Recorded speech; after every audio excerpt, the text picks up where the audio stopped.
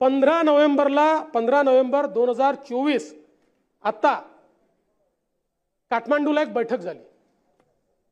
यात भारत जोडोचे काही लोक गेले होते। त्याचा सगळा रिपोर्ट माझ्याकडे आहे।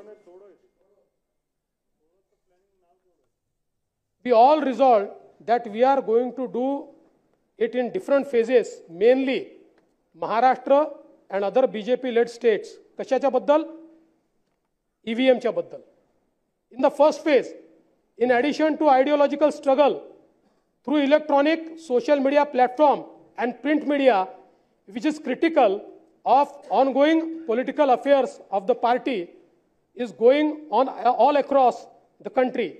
In the second phase, we will mobilize major mass organizations to criticize in open the reformist line of party.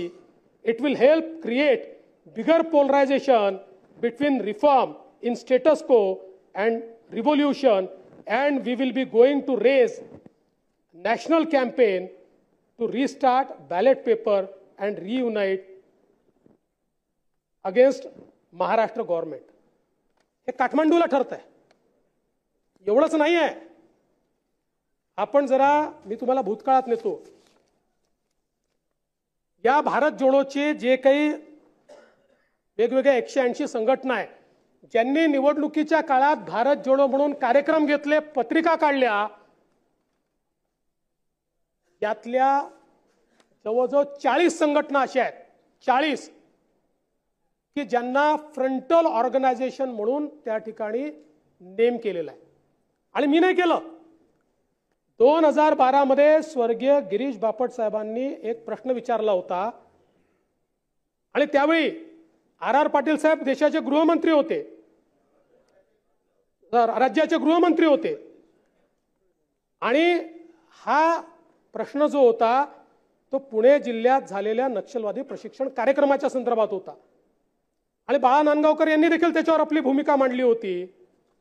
आणि त्याच्यामध्ये उत्तर देताना माननीय आर पाटील साहेबांचं उत्तर देखील माझ्याकडे आणि त्याकरता गेलेलं जे काही पत्र आहे ते पत्र देखील माझ्याकडे आहे की ज्याच्यामध्ये ज्या फ्रंटल ऑर्गनायझेशनचा उल्लेख केलेला आहे अर्बन नक्षल म्हणून, त्याच्यामध्ये या भारत जोडो आंदोलनातल्या किंवा ज्यांनी पत्रिका काढून तुमच्याकरता लोकसभेत कार्यक्रम केले त्यांची नावं त्याच्यामध्ये आहेत। 2013 मध्ये गोपाळ शेट्टी साहेबांनी विधानसभेत प्रश्न उपस्थित केला होता, त्यावेळी गृह विभागाने माझ्याकडे 48 संघटनांची यादी पाठवली। 48 आमच्या काळातली नाही आहे, माननीय आर पाटील साहेबांच्या काळातली आहे।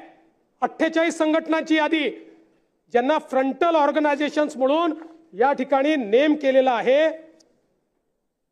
राज्यात विशेषतः विदर्भात नक्षलवादी कारवायांमध्ये झालेली जी काही वाढ आहे त्याच्या संदर्भात त्यांनी सांगितलेलं आहे की कुठल्या कुठल्या हे बघा, नक्षलवादी कारवाया ग्रामीण भागापुरतं मर्यादित न राहता शहराकडे कारवाया होत असल्याचं आढळून आलेलं आहे। महाराष्ट्रामध्ये नक्षल प्रणित 48 आघाडी